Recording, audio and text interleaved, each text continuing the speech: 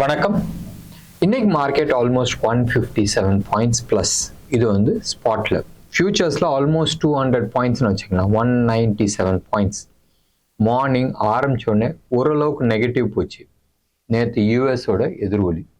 நேற்று Chinese market ஒரு 8% ஆரம்பித்த உடனே ஒரு 8% கிராஷ் ஆனோடனே அதுக்கான ரிஃப்ளெக்ஷன் நம்ம மார்க்கெட்டில் ஓரளவு காட்டுச்சு. ஆஃப்டர்நூன் செஷனுக்கு மேலே நிறைய ஸ்கொயர் ஆஃப் பண்ணோம். நாங்களும் எங்கள் சைடில் வந்து நிறைய ப்ராஃபிட் புக்கிங்ஸ் நாங்கள் பண்ணோம். நிறைய ஸ்டாக்ஸ் இன்றைக்கி அந்த ஸ்டாக்ஸ் எல்லாமே மேலே போச்சு. That's okay. பட் நிறைய ஸ்டாக்ஸ் வந்து நாங்கள் ப்ராஃபிட் புக் பண்ணோம். நேற்று ஆல்மோஸ்ட் க்ளோசிங் டைம்லன்னு வச்சுங்களேன் ஒரு 315 320 லெவலில் க்ளோஸ் பண்ணோம். நேற்று யூஎஸ் மார்க்கெட் ஒரு ஸ்டேஜில் -400 இருந்துச்சு டவ். அண்ட் க்ளோஸ் ஆகும்போது ஆல்மோஸ்ட் 230 240 பாயிண்ட்ஸ் இருந்துச்சு. ப்ராபப்ளி நம்ம மார்க்கெட் ஃப்ளாட்டாக இருக்கிறதுக்கான வாய்ப்புகள் நிறைய இருக்குன்றது நான் எதிர்பார்த்துருந்தேன். ஓப்பன் ஆனதும் ஆல்மோஸ்ட் அது மாதிரி தான் ஓப்பன் ஆச்சு. தோ காலையில் ஒரு 9:30 9:45 நீங்கள் எடுத்துட்டீங்கன்னா மறுபடியும் இந்தியன் மார்க்கெட் ஸ்லோவாக மேலே போக ஆரம்பிச்சிச்சு. இது வந்து ஷார்ட் கவரிங்னால மேலே போச்சா இல்லை ஐடி செக்டர்ஸ் நல்ல பர்ஃபார்மன்ஸ் கொடுத்துச்சுன்றது நம்ம எடுத்துக்கலாமா, இல்லை நேற்று யூஎஸ் மார்க்கெட் ஓப்பன் ஆகிருந்த சமயத்தில் கோல்டு விட்டுருங்க, கோல்டு அப்படி தள்ளி வச்சுருங்க. கோல்டும் நேற்று விழுந்துச்சு. பட் ஓரளவுக்கு ரிகவர் ஆச்சு. மெயினாக வந்து பிரெண்ட் க்ரூட் நல்லா கீழே விழுந்துச்சு. ரொம்ப நாள் போன வாரம்லாம் நீங்கள் எடுத்துக்கிட்டிங்கன்னா அரௌண்ட் 82 81 82 அந்த லெவலில் இருந்துச்சு. மறுபடியும் ரிவர்ஸ் ஆகி மேலே போகுமான்னு பார்த்தேன்னா சரிஞ்சு $78 பக்கமாக வந்துருச்சு. அரௌண்ட் தட் ரேஞ்ச் வந்திருக்கு. இது வந்து சூப்பர் பாசிட்டிவ் ஃபார் இந்தியா. இது ஒரு சைடு இருக்க. ஆயில் மார்க்கெட்டிங் கம்பெனிஸ் எல்லாமே இருக்கு. அவங்க எல்லாருமே வந்து நல்ல லாபத்தில் இருக்கிறாங்க. ஒன்று டெக்னிக்கலாக அவங்க வந்து லாஸ்ட் 3 மந்த்ஸாக வந்து பிரேக் அவுட் ஆகிட்டு இருக்காங்க. ஆல்மோஸ்ட் ஆல் எனர்ஜி செக்டரில், அது வந்து எனர்ஜி டிஸ்ட்ரிபியூஷனாக இருக்கட்டும், கோலாக இருக்கட்டும், பவர் மேனுஃபேக்சரிங்காக இருக்கட்டும், இல்லை இது மாதிரி பெட்ரோலியம் மார்க்கெட்டிங் கம்பெனியாக இருக்கட்டும், இவங்க எல்லாருமே வந்து தார்மாராக ஏறிட்டு இருக்காங்க. இது ஒரு சைடு. இன்னொன்று side public sector, enterprise and banks. அது தனியாக நம்ம பேசிக்கலாம். இது நம்ம பேசிட்டு வந்துடலாம். ஸோ இன்னைக்கு மோஸ்ட்டாக நீங்கள் எடுத்துக்கிட்டிங்கன்னா ஆயில் மார்க்கெட்டிங் கம்பெனிஸ், அது பிபிசிஎல்லாக இருக்கட்டும், ஹெச்பிசிஎல்லாக ஆகட்டும், இது எல்லாமே வந்து பர்ஃபெக்டாக மேலே வந்து ஓடிக்கிட்டு இருந்துச்சு. இன்ஃபேக்ட் இன்னைக்கு ஆயில் செக்டரில் BPCL almost 6.3%, IOC 6.3, HPCL almost 5.9, Petronet 5.3. Petronet ஏன் மேலே தூக்குச்சுன்னு சொன்னால் நம்ம கத்தார் எனர்ஜி அவங்க கூட வந்து லாங் டேர்ம் அக்ரிமெண்ட் சைன் பண்ணியிருக்கிறாங்க for import of natural gas. இது எல்லாமே வந்து பாசிட்டிவாக இருந்துச்சு. மெயினாக இதுதான் வந்து மேலே தூக்குனது. இன்னொன்று சைடில் நீங்கள் எடுத்துக்கிட்டீங்கன்னு சொன்னால் டிசிஎஸ், ஹெச்சிஎல் இவங்க எல்லாருமே வந்து ரொம்ப நல்லா பண்ணாங்க. மெயினாக இன்னைக்கு டிசிஎஸ் நீங்கள் எடுத்துக்கிட்டிங்கன்னா TCS, oracle finance, HCL, நௌக்கரி, Wipro வந்து இன்னைக்கு ஆல்மோஸ்ட் 3.5%. பட் மெயினாக வந்து டிசிஎஸ் 4.1% அண்ட் இன்ஃபோசிஸ். இந்த இன்ஃபோசிஸும் டிசிஎஸும் மேலே தூக்குனது இந்த டோட்டல் செக்டாரை தூக்குன மாதிரி. எப்படி ரிலையன்ஸ் வந்து சிங்கிள் ஹேண்டடாக மற்றவங்கள தூக்குறாங்களோ, இண்டெக்ஸை தூக்குறாங்களோ, அதே மாதிரி தான் வந்து டிசிஎஸ் அண்ட் இன்ஃபோசிஸ். இவங்க 2 பேருமே 1% பாசிட்டிவாக இருந்த மார்க்கெட் செம்ம பாசிட்டிவாக இருக்கும். இன்னைக்கு சூப்பர் டூப்பர் பாசிட்டிவ். இது ஒரு சைடு இருக்க. இன்னொன்று சைடு நம்ம ஹோல்டிங்ஸ் பற்றி நிறைய பேசுவோம் தெரியுமா, செயிலு, ஐஓபி, அது மாதிரி ஸ்டாக்ஸ் எல்லாமே இன்னைக்கு வந்து சூப்பர் பர்ஃபார்மன்ஸ் போச்சு. நான் இன்னைக்கு சார்ட் ஷேர் பண்ணல. நான் லாஸ்ட் கொஞ்ச நாளாவே நான் வந்து சார்ட் ஷேர் பண்ணாத இருக்கிறேன். இந்த் பேங்க், ரைட், இந்தியன் பேங்கோட மர்ச்சன்ட் டிவிஷன், அது ஆல்மோஸ்ட் 13.3%. நான் 50% போன வாரமே வந்து ஸ்கொயர் ஆஃப் பண்ணிட்டோம். இந்த வாரம் இன்னைக்கு வந்து 50% ஸ்கொயர் ஆஃப் பண்ணியிருக்கிறோம். ஐஓபி இன்னமும் நாங்கள் ஹோல்டிங்கில் இருக்கு, நல்லா இருக்கு. செயில் ஃப்ரைடே இன்னைக்கு 50% ஷேர் பண்ணோம், சேல் பண்ணோம். இன்னைக்கு வந்து ஸ்டில் ஹோல்டிங். இது எல்லாமே வந்து சூப்பர் டூப்பராக ஓடிட்டு இருக்கு. இது எல்லாமே வந்து நிஜமாவே நல்லா இருக்கு. ஸ்டீல் செக்டார் எல்லாமே வந்து சூப்பராக இருக்கு. நான் முதலே சொன்னோம், மெட்டல் செக்டர்ஸ் ஓரளவுக்கு, அதாவது ஹிண்டல்கோ ஆகட்டும், டாடா ஸ்டீல் ஆகட்டும், இவங்களாம் கரெக்ட் ஆனாலும் it is only a price corrections, profit taking தான் ஓடிட்டு இருக்க வெளியே ரிவர்சல் கிடையாது. ஸோ ஒரு சப்போர்ட் ஜோன் வந்தோடனே மறுபடியும் வந்து வாங்கிட்டு உள்ள ரீஎன்டர் பண்ணலாம்ன்றது நம்ம பேசிட்டு இருந்தோம். சரி, இன்னைக்கு பேங்க் நிஃப்டி ஃபிளாட்டாக தான் இருந்துச்சு, -10. இதுதான் வந்து பேங்க் நிஃப்டியோட ஃபியூச்சர்ஸ். இவ்வளோ பெரிய ஸ்டாக்ல -10ன்றது ஒன்றுமே கிடையாது. பட் ஒரே ஒரு பாசிட்டிவிட்டி, நேத்தோட இன்னைக்கு வந்து பெட்டர் ப்ரீமியம்ல இருக்கு. க்ளோஸ் அபவுட் 340 பாயிண்ட்ஸ் ப்ரீமியம்ல இருக்கு. நிஃப்டி 71 பாயிண்ட்ஸ் ப்ரீமியம்ல இருக்கு. ஸோ மார்க்கெட் இன்னமும் அந்த புல்லிஷ் நிலையில தான் இருக்கு. பெருசாக கீழே விழுவதுக்கான அறிகுறி காட்ட மாட்டேங்குது. ரைட். அண்ட் அதே 22,500 லெவலில் தான் ஹையஸ்ட் காலும் அண்ட் 21,700ல ஹையஸ்ட் புட்டும் தான் அக்யூமுலேட் ஆயிருக்கு. இதுக்கு நடுப்புற கொஞ்சம் அடுத்த லெவலில் 21,900 லெவல்லையும் செகண்ட் ஹையஸ்ட் புட் ரைட் ஆயிருக்கு.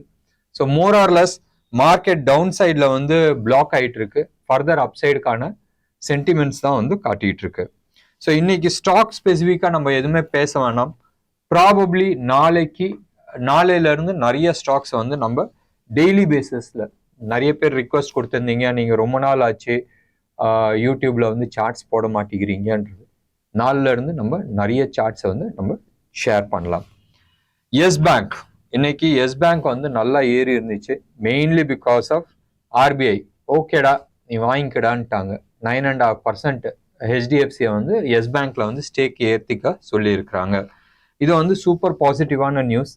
இதுக்கு அடுத்தபடியாக நீங்கள் எடுத்துக்கிட்டீங்கன்னு சொன்னால் எல்என்டியும் வந்து உங்களுக்கு வந்து ஒரு பெரிய பிரிட்ஜ் ஆர்டர் கிடைச்சிருக்கு. எங்க நார்த் ஈஸ்ட்ல, அசாம்ல.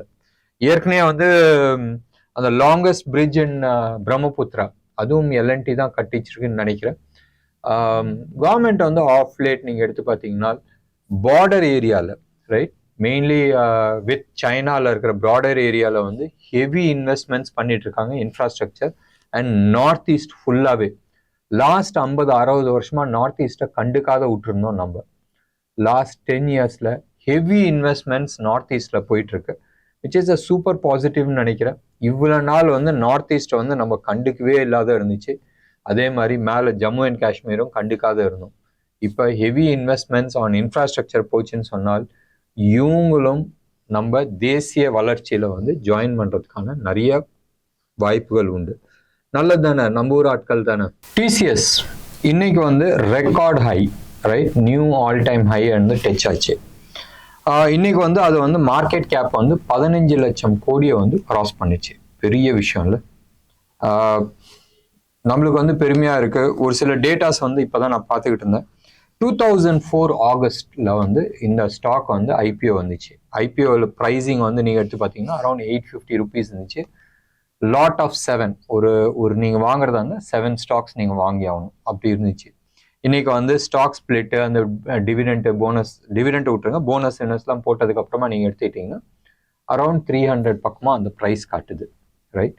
அண்ட் இன்னைக்கு அதை வந்து டச் ஆன லெவல் 4,150, 149, அதான் வந்து ஹை.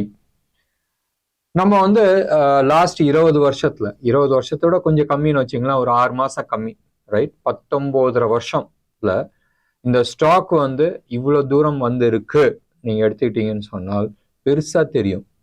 பட் லாங் டேர்ம் இன்வெஸ்டர்ன்றது சொல்கிறாங்களே, CAGR is only 14%, right. So யாராச்சும் வந்து லாங் டேர்ம் நம்ம பிளான் பண்ணி இருக்கிறோம் நீங்கள் சொன்னீங்கன்னு சொன்னால் சிஏஜிஆர் 14%ன்றது ஒரு பெரிய சாதனை கிடையாது.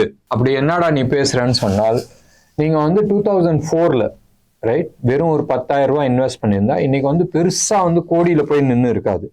1,38,000 தான் அந்த ரேஞ்சில் தான் வருது. மேபி எஸ் போனஸ்லாம் வந்திருக்கும், பட் ஒரு பெரிய வெல்த் கிரியேட்டர்ன்றது நம்ம சொல்ல முடியாது, கரெக்டா? ஸோ எல்லாருமே வந்து பேசுகிறாங்க, நான் பெஸ்ட் கம்பெனியில் நான் இந்த அமௌண்ட் போட்டிருந்தா இவ்வளோ ரீச் ஆகிருப்பேன்றது நிறைய பேர் வந்து பேசிகிட்டு இருக்காங்க. எஸ், ஃபியூ ஸ்டாக்ஸ் இருக்கு which has created wealth.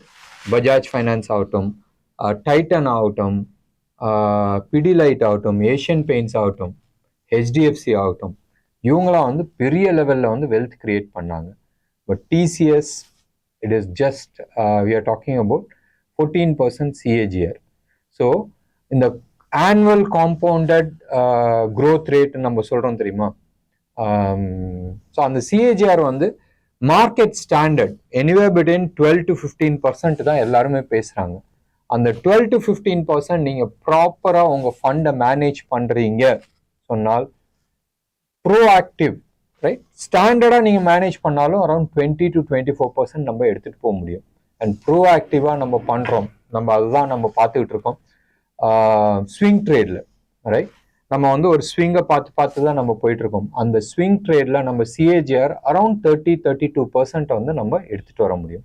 இதே சிஏஜிஆர் 14%க்கு பதிலாக 30% இருக்குனால் நீங்க வந்து யோசிக்கலாம், அப்படியே டபுள் தானே ஆக போகுது, 1,38,000ன்றது ப்ராபப்ளி ஒரு 3 லட்சம் பக்கமா வரும்ன்றது.